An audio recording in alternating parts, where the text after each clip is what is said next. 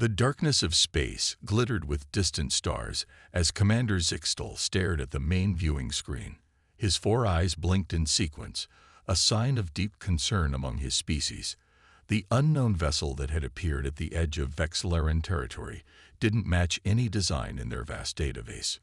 "Magnify the image," he ordered, his translator converting his clicks and whistles into the common language of the Confederation. The ship was sleek yet sturdy, clearly built for both speed and durability. Its hull featured minimal markings, but the symbols were unlike anything in their records. Most alarming was the lack of visible weapons, which made Zixtal suspicious rather than relieved. In his experience, the most dangerous predators often concealed their weapons. "Should we initiate contact protocols, Commander?" asked his second-in-command, Sub-Commander Freet. The younger officer's skin had taken on a yellowish tint, revealing his anxiety. Zixtal considered the options carefully.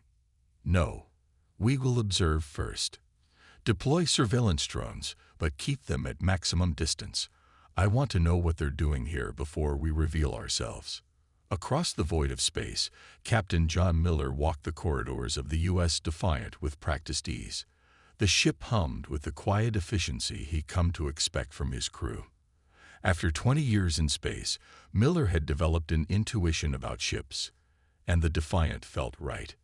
He entered the bridge, where his officers worked at their stations with focused attention.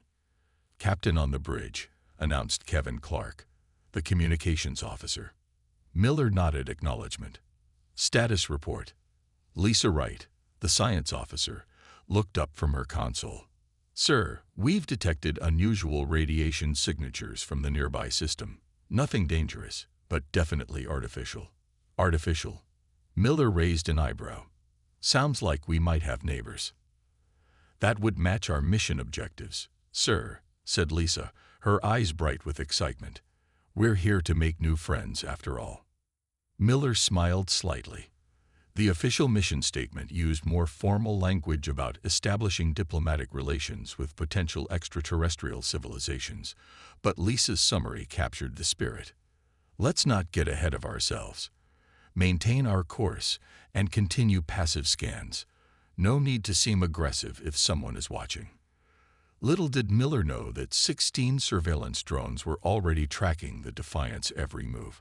On the Vexilleran command ship, data streamed in continuously. The aliens watched with growing concern as the human vessel methodically scanned nearby systems. "They're searching for something," Vreet said, his skin now a deep yellow. "Perhaps they're hunters." Commander Zixtal studied the data. "Perhaps, but notice how they maintain a steady course and speed. They're not behaving like predators on the prowl." "Unless they already know we're here," countered Vreet. This disturbing thought hung in the command center as more information about the ship's capabilities was gathered. Back on the Defiant, the crew continued their routine. In engineering, Gary Patterson monitored the warp core with careful attention. "How are we looking, Gary?" asked Nancy Brown, the chief engineer, as she made her rounds. "All systems normal, Chief, running at 94% efficiency." Nancy nodded, pleased. "Let's see if we can push that to 96% before the end of the week." Their casual competence would have terrified the Vexillarans had they been able to hear the exchange. To them, efficiency was something achieved through rigid hierarchy and fear of punishment. The humans' easy confidence and initiative were completely foreign concepts. As the day cycle came to an end on both vessels, Captain Miller retired to his quarters to record his log. Captain's log, Stardate 2187-3. "We've entered the uncharted region designated Sector 47. Science Officer Wright has detected signs of possible artificial activity. If we do encounter a new civilization, this would mark humanity's 11th first contact. As always, we'll follow protocols while remaining alert. The crew is performing admirably." Miller out. Meanwhile, Commander Zixtal summoned his senior officers. The time for simply watching had passed. Tomorrow, they would make their presence known to the humans. Neither side realized that tomorrow would change the course of galactic history forever. Dawn cycle aboard the Vexilleran command ship brought new tensions. Sub-Commander Vreet had spent the night reviewing data from the surveillance drones, and what he found troubled him deeply. "Commander, the unknown vessel is running sensor sweeps across our system," Vreet reported, his skin now a deep orange. "They're looking for us." Commander Zixtal studied the visual feed. "Are you certain these are weapons targeting systems and not routine scans?" "I cannot be completely certain," admitted Vreet. "But why take chances? We should show our strength before they act against us." Zixtal hesitated. In his 200 cycles of service, he had learned that misunderstandings often led to conflict. But Vreet's fear was spreading through the command center, and the pressure to act grew with each passing moment. "Very well," Zixtal finally said. "Deploy the welcome fleet. 12 vessels should be sufficient to convey our power without seeming overly aggressive." Within minutes, the Vexilleran ships moved into formation, preparing to surround the human vessel in a display of superior numbers and firepower. Aboard the U.S. Defiant, Alan Boyd, the security chief, was the first to notice the approaching vessels. "Captain, to the bridge," he called over the intercom. "We have company." John Miller arrived moments later, straightening his uniform as he entered. "On screen," he ordered calmly. The view showed multiple ships moving into what was clearly a containment pattern. Despite the potential danger, Miller's expression remained neutral. "Tactical assessment, Mr. Boyd." Boyd studied his console. 12 vessels, sir. Their formation suggests they're trying to box us in. Based on their energy signatures, they outgun us individually, and they have numbers on their side." "Interesting first impression," Miller remarked. "Mr. Clark, are they trying to communicate?" Kevin Clark adjusted his earpiece. "No signals yet, Captain. Should I initiate contact?" Miller nodded. "Standard greeting package, all frequencies. Let's see who we're dealing with." As the Defiant transmitted the carefully crafted first contact message, a series of mathematical sequences followed by simple pictographs designed to establish basic communication, the Vexillarans watched with confusion. "They're sending data streams," reported the Vexilleran communications officer. "Not weapons fire, but information." "What kind of information?" Zixtal demanded.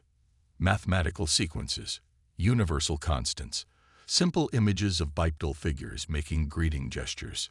Vreet snorted, a gesture of dismissal in Vexilleran culture. "A trick to lower our guard. No species facing our welcome fleet would remain so calm unless they had hidden advantages." Zixtal wasn't so sure. The behavior of the human ship puzzled him. They hadn't tried to flee or assume a defensive posture despite being outnumbered. "Open a communication channel," he ordered. Back on the Defiant, Lisa Wright picked up the incoming signal. "Captain, they're responding." Miller straightened his uniform again, a habit from his early days at the academy. "Put them through." The main screen flickered, then revealed a creature unlike anything the humans had encountered before. 4 eyes arranged in a diamond pattern blinked independently against blue-green skin. What might have been a mouth opened and closed, revealing rows of small pointed teeth. "This is Captain John Miller of the United Earth ship Defiant. We come in peace and offer greetings on behalf of humanity." The universal translator worked quickly on both sides, converting speech into understandable form. "I am Commander Zixtal of the Vexilleran Confederation," came the reply. "You have entered our territorial space uninvited.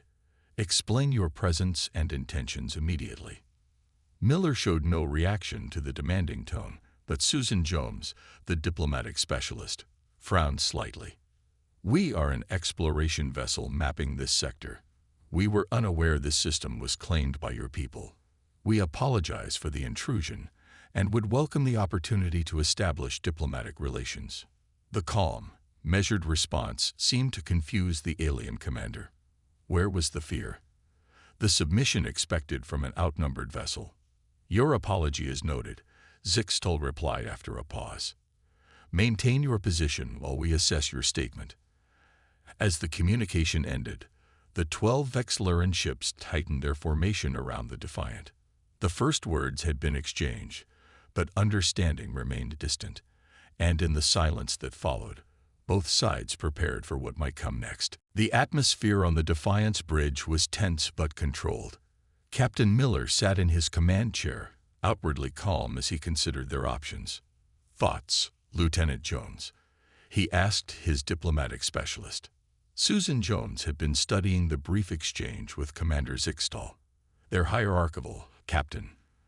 The way the other aliens deferred to the commander suggests a rigid chain of command, and their positioning of ships shows they value displays of power. "So our failure to show fear confuses them," Miller concluded. "Exactly. In their culture, the surrounded party should likely show submission." Miller nodded. "That's not going to happen. Mr. Clark, please reopen the channel." The alien commander appeared on screen again, his four eyes blinking in that strange pattern. "Commander Zixtal, I propose we exchange basic cultural information to avoid misunderstandings.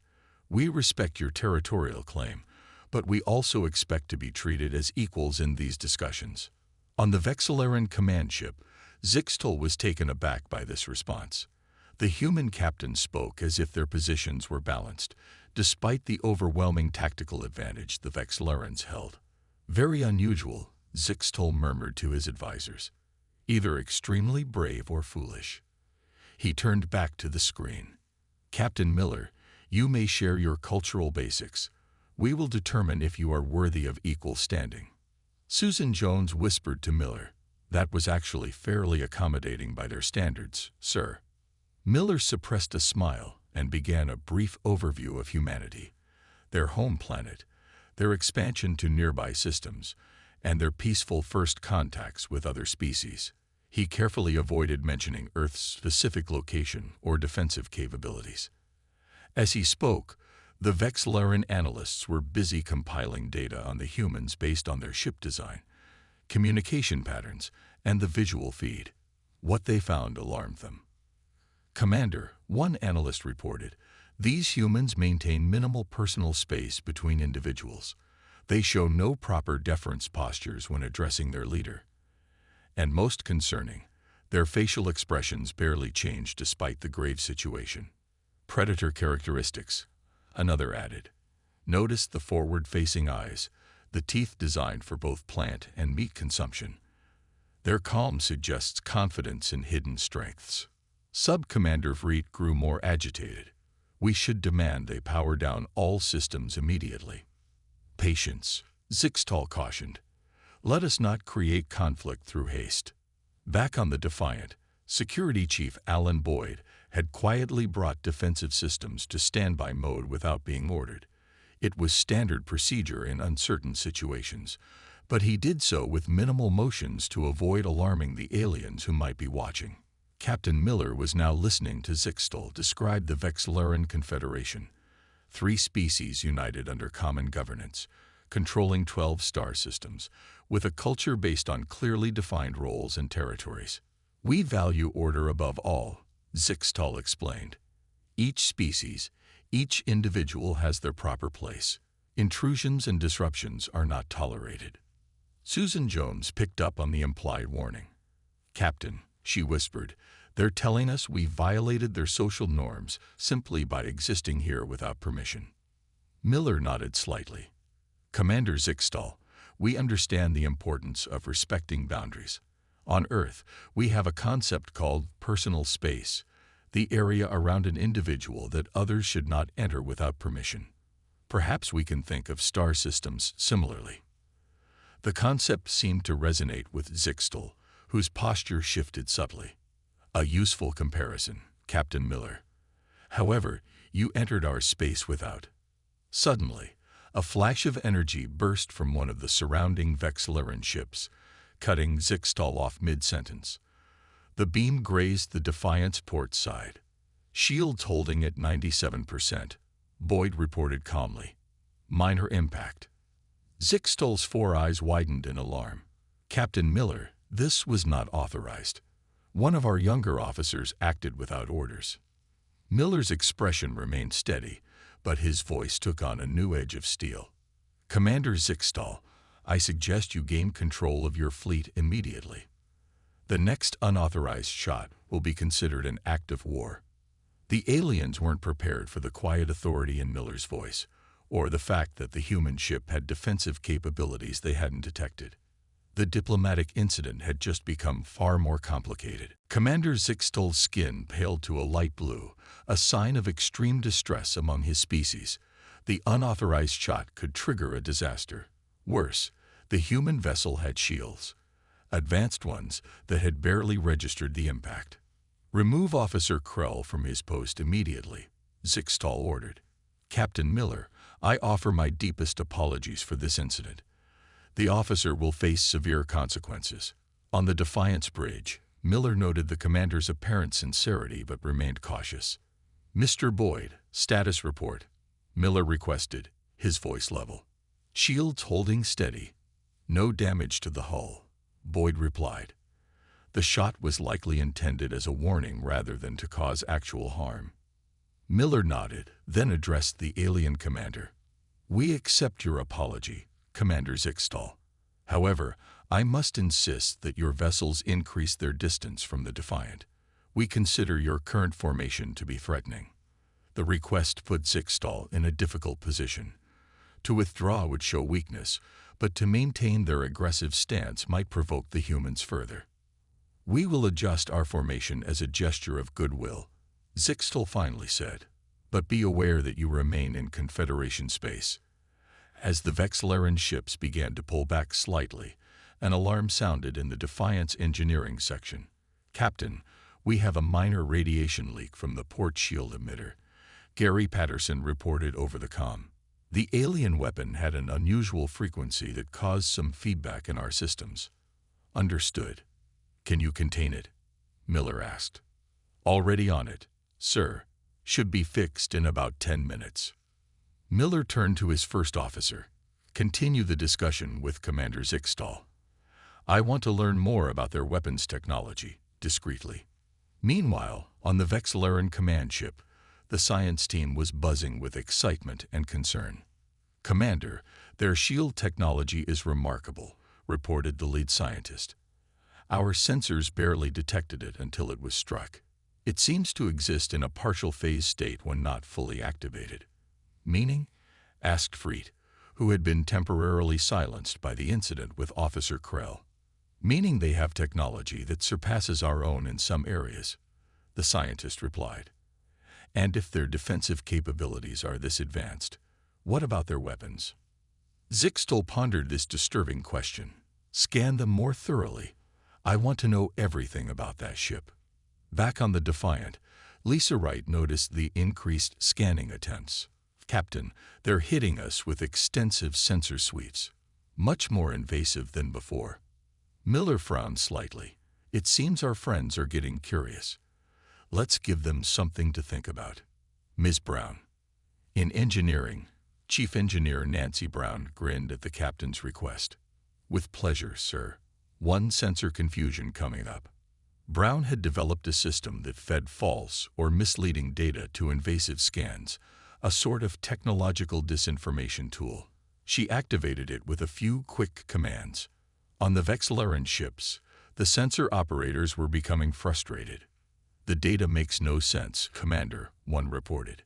"Their power source seems to be simultaneously in 3 different locations, and the readings suggest they have both extremely primitive and impossibly advanced systems operating together." A countermeasure, Zixtal realized. "They've detected our scans and are feeding us false information." This revelation sent a wave of unease through the command center. The humans were not only unafraid but were actively countering Vexilleran intelligence gathering with sophisticated methods. Captain Miller's voice came over the communication channel. "Commander Zixtal, I notice your ships are conducting intensive scans of the Defiant. We consider such deep scans without permission to be intrusive. I'm sure you understand, given your people's concern for proper boundaries." The subtle reminder of their earlier conversation was not lost on Zixtal. The human captain was demonstrating both awareness and strength, without resorting to direct threats. "Our scans are a standard security measure," Zixtal replied, trying to maintain authority. but we will reduce their intensity as another gesture of goodwill. As both sides reassessed the situation, a new understanding was forming.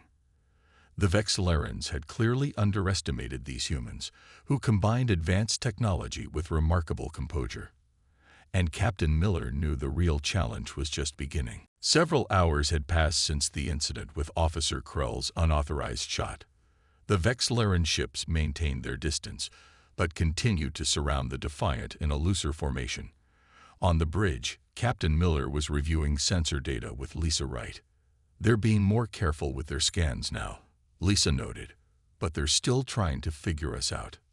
Miller nodded. "And what have we learned about them?" "Their ships use a form of propulsion similar to our early warp drives.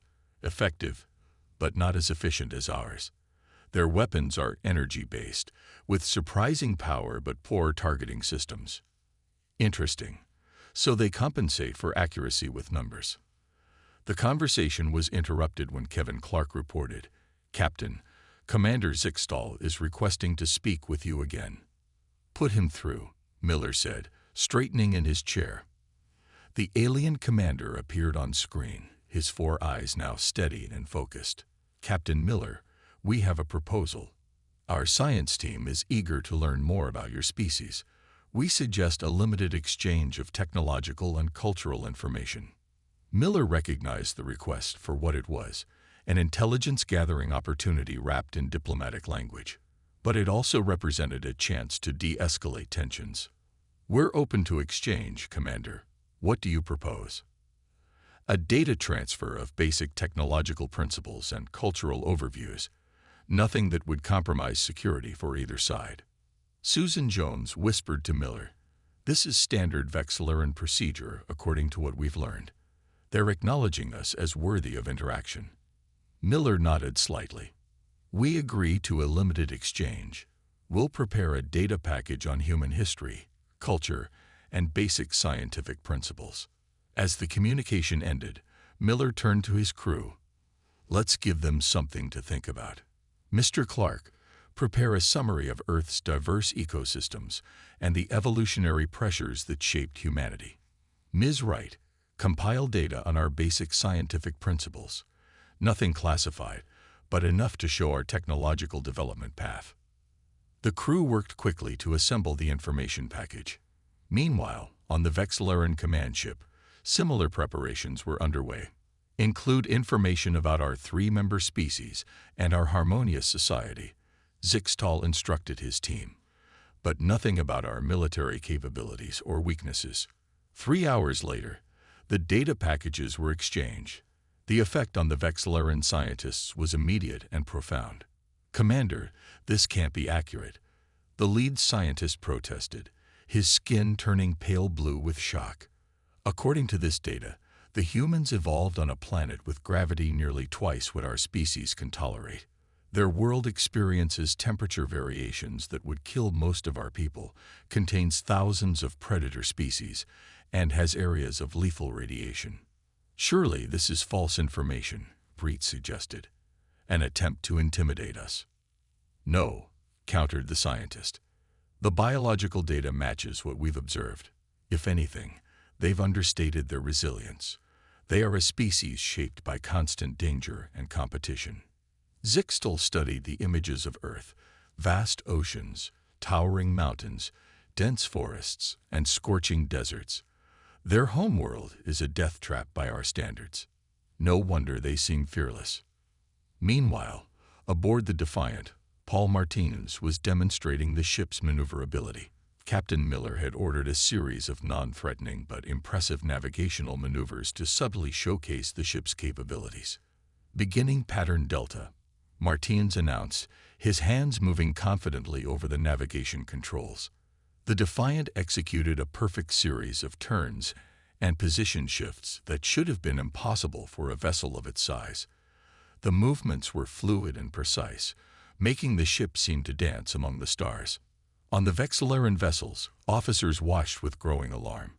"How can they achieve such maneuverability?" one asked. "Their ship mass should make those movements impossible." Sub-Commander Freet, who had been studying the human data package, finally understood. They're used to overcoming impossible odds.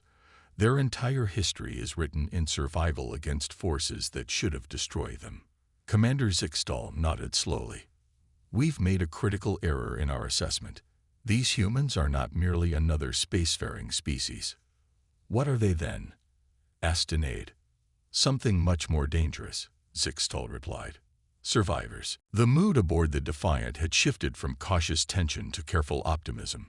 Captain Miller sat in his ready room reviewing the Vexlaran data package with Susan Jones and Lisa Wright. Their confederation consists of 3 distinct species, Lisa explained, all evolved on worlds with similar environments, stable climates, low gravity, minimal predators, and abundant resources. Susan nodded, which explains their reaction to us. They've never encountered a species from a high-gravity, high-danger world before. Miller considered this information. So they see us as something like deep-sea creatures might view land-dwellers, beings adapted to conditions they find unimaginable. Exactly, sir, Lisa agreed. And look at this section on their social structure. Their entire society is built around avoiding conflict and maintaining stable conditions. Not a bad goal, Miller remarked, but it means they lack adaptability. They've never needed to evolve the human capacity for rapid adjustment to changing circumstances. The door chimed, and Nancy Brown entered with a tablet in hand. Captain, I've completed my analysis of their propulsion technology. It's fascinating. Elegant but limited by their safety parameters. Meaning, their engines could be 30% more efficient if they were willing to accept even a small increase in risk. But they've designed every system with multiple redundancies and fail-safes, sacrificing performance for absolute safety. Miller smiled slightly, while humans have always been willing to push the envelope. Speaking of which, Nancy continued, they're scanning us again. But this time they're focusing on our engine emissions. I think they're trying to figure out how we achieve our power output from a ship this size. Let them look, Miller said. There's no harm in them learning we're efficient. Mr. Clark. Kevin Clark's voice came over the comm. Yes, Captain.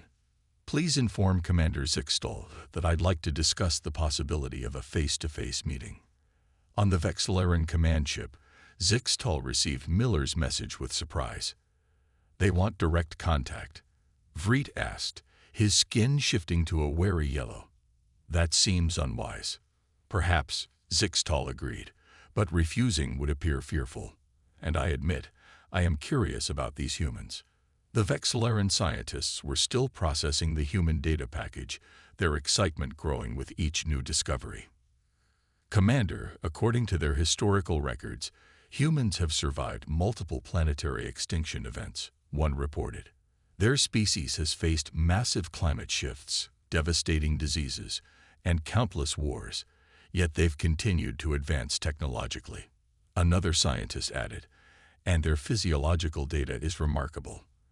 They can survive weeks without food, days without water. They heal from injuries that would be fatal to us. Some can even lose entire limbs and survive. Zixtal felt a chill run through him. Are they all like this? Yes, Commander. These aren't special traits of their warriors. This is standard human resilience. And there's more. Their home planet has over 200 independent nations, each with different customs and governance, yet they've managed to unite for space exploration. Vreet, who had been listening quietly, finally spoke, and they claim the Defiant is merely an exploration vessel, not a true warship. The implications hung heavily in the air. If this was just a standard human ship, what would their actual warships be like? After careful consideration, Zixtal contacted Captain Miller. We accept your proposal for a face-to-face meeting. We will prepare a meeting chamber on our command vessel. Miller's response surprised him. We appreciate the offer, Commander, but protocol suggests neutral ground for first meetings. May I suggest using our shuttle bay? It's large enough to accommodate your delegation comfortably, and we can adjust atmospheric conditions to your specifications. The offer made sense, but something bothered Zixtal. Your shuttle bay, would that not put us at a tactical disadvantage? Miller's expression remained neutral. "Commander, if either of us were truly concerned about attack at this point, we wouldn't be considering a meeting at all. The shuttle bay offers the space and environmental controls necessary for your comfort. But we're open to alternatives if you prefer." The logic was sound, and Zixtal found himself nodding. "We accept. Please send atmospheric requirements for our species." As preparations began on both ships, the tension of first contact began to transform into something new: mutual curiosity and the fragile beginnings of respect. What neither side yet realized was just how profoundly this meeting would change the balance of power in the galaxy. The day of the face-to-face meeting arrived with a sense of historic importance. The Defiance shuttle bay had been transformed into a comfortable meeting space with atmospheric controls adjusted to match Vexilleran preferences. Captain Miller stood with Susan Jones, Lisa Wright, and Alan Boyd, waiting as the alien shuttle docked. "Remember," Miller told his team quietly, "they're still evaluating us. Every gesture and word matters." The shuttle door opened, revealing Commander Zixtal and 4 other Vexillarans. In person, they were more striking, nearly 7 feet tall with graceful limbs that seemed almost fragile by human standards. Their blue-green skin shimmered slightly under the lights. "Commander Zixtal, welcome aboard the Defiant," Miller said, making the human greeting gesture they had included in their data package. Zixtal attempted a human nod, the movement slightly awkward with his elongated neck. "Captain Miller, we appreciate your hospitality." As they moved to the conference table, Lisa noticed the aliens' cautious movements. "They're struggling with our gravity," she whispered to Miller, "even with the adjustments we made." Miller nodded subtly. The meeting began with formal introductions and diplomatic pleasantries, but soon turned to more substantial matters. "Our High Council has reviewed our exchanges," Zixtal said. "They are concerned about humanity's expansion into this sector." Miller maintained his calm demeanor. "We understand your concerns. Earth has a long history of territorial conflicts, which taught us valuable lessons about respecting boundaries. We're explorers, not conquerors." One of the Vexillaran scientists leaned forward. "Yet your people thrive in conflict. Your data shows your greatest technological advances came during periods of war." "Necessity drives innovation," Miller acknowledged. "But we've learned that cooperation accomplishes more than conflict. The Defiance mission is to seek out new civilizations and establish peaceful relations." The conversation continued for hours, covering everything from governance to scientific cooperation. Throughout it all, the Vexillarans seemed increasingly fascinated by human behavior, the crew's easy familiarity with each other, their ability to function comfortably in conditions the aliens found challenging, and their casual confidence. Finally, Zixtal asked the question that had troubled him since their first encounter. "Captain Miller, you've repeatedly stated that the Defiant is an exploration vessel. What exactly constitutes a human warship?" Miller considered his response carefully. "The Defiant carries minimal weapons, designed primarily for defense. A true warship would be significantly larger, with multiple weapon systems, enhanced shields, and tactical capabilities I'm not at liberty to discuss." The aliens exchanged glances, their skin shifting colors rapidly. "And how many such vessels does Earth possess?" Zixtal asked. Miller smiled slightly. "That's classified information, Commander, but I can tell you that Earth believes in being prepared." The meeting concluded with an agreement to establish formal diplomatic relations between Earth and the Vexillaran Confederation. As the alien delegation prepared to depart, Zixtal pulled Miller aside. "Captain, I must confess something. When we first detected your ship, we believed we were the superior power. We now understand that was incorrect." Miller's expression softened. "Commander, space is vast and often dangerous. Neither of us knows what challenges lie ahead. Perhaps instead of measuring who is superior, we should focus on how we can help each other survive." Zixtal's 4 eyes blinked in their distinctive pattern, but this time Miller recognized it as thoughtfulness, not distress. "A wise perspective," Zixtal said.